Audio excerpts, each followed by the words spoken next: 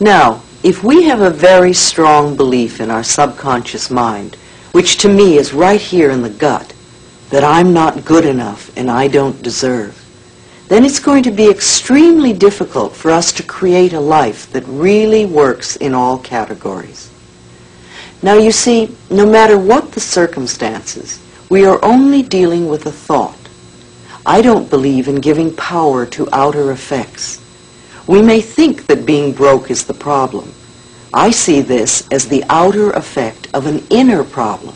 It's the inner thought patterns which create these effects. I have discovered that patterns of resentment and criticism and fear and guilt cause more problems in our lives than anything else. Even on the physical level, resentment that is held for a long time and literally eats away at the body can become cancer. Criticism that's indulged for a long time can also lead to conditions like arthritis. And if you look at arthritic hands, you can almost see the criticism in them. Fear can contribute to anything from baldness to poor feet. And guilt always creates pain. Guilt seeks punishment, and punishment creates pain. So if someone comes to me that is in chronic pain, I know they're dealing with old guilt patterns. Love and joy and forgiveness are the big healers. They all come from the heart. The heart represents love, and the blood in the body is joy. So a normal, healthy heart lovingly pumps joy throughout the body, nourishing all the cells and organs, creating a loving, joyous atmosphere for the cells to do their work in. If a heart has lost its ability to express love and joy, the forgiveness will open the door. Most of our problems come from blaming others, from not taking responsibility for ourselves. And as I said, if it is true that we are all responsible for everything in our lives, then there's no one to blame, not even ourselves. And every outer experience is only a mirror of our inner thought patterns. Now this may be a new way of looking at life, because most people like to think that it's all their fault. It's the economy, or it's a husband or a wife or a boss, or it's because we don't have money, or it's whatever. But really, all those things out there are mirrors of what we think and believe inside. For instance, if everyone is always criticizing you, if you're a person that goes around saying, everybody's always criticizing me, then what I want you to realize is that it's your pattern to be criticized. Somewhere inside of you, and you may not be aware of this, there is a belief, and it probably comes from your childhood, that you deserve to be criticized. And so because of your belief and because of your pattern, you pull people into your life who are critical. And sometimes you can even attract people who normally are not critical, but because they are with you and the vibrations that you're giving out, you will pull the criticism out of them. The other thing about this is, if people criticize you a lot, it's quite possible that you are very critical. And because what we give out comes back to us, then the criticism you're giving to other people, or perhaps to yourself, is being reflected by the people around you.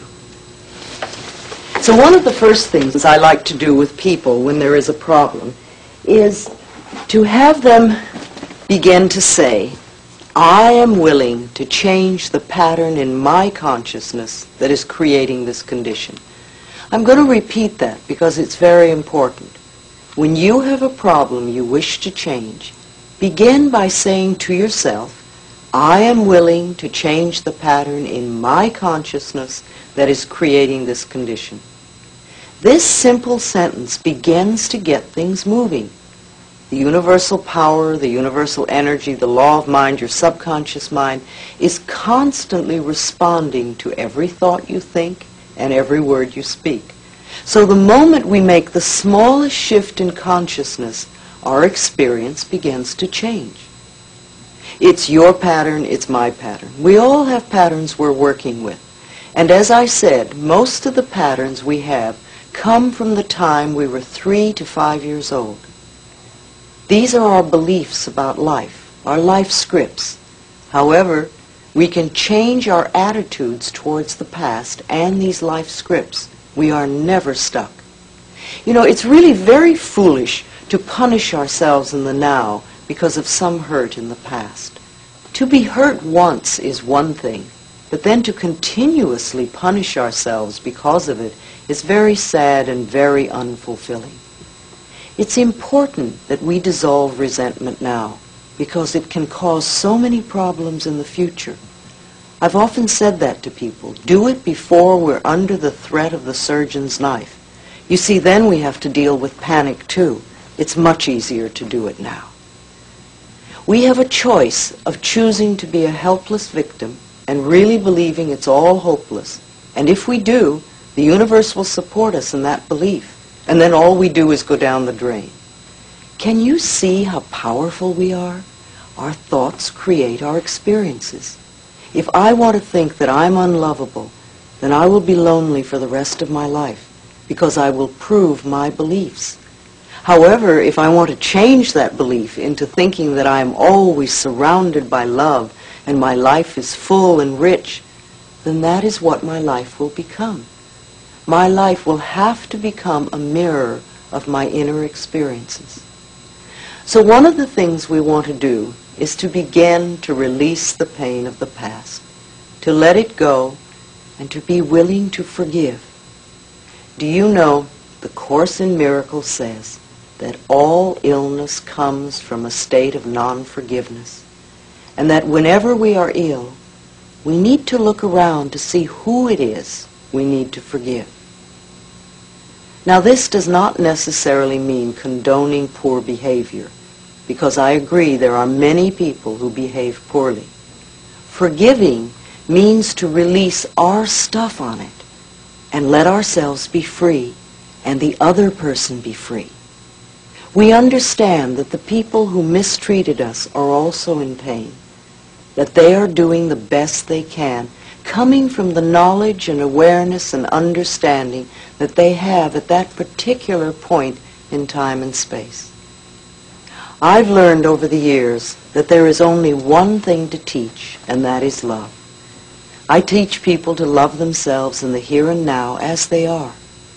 Self-approval and self-acceptance in the now are the keys to positive changes, and this means no self-criticism.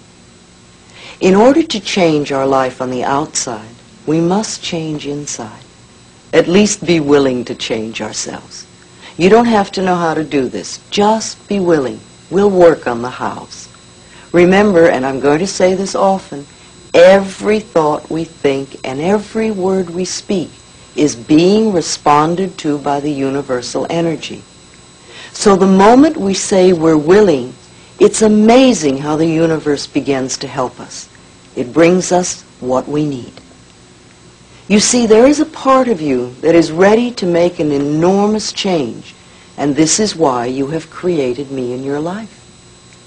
With the use of this tape and the ideas I'm sharing with you, you have the opportunity to go over and over this tape, and each time you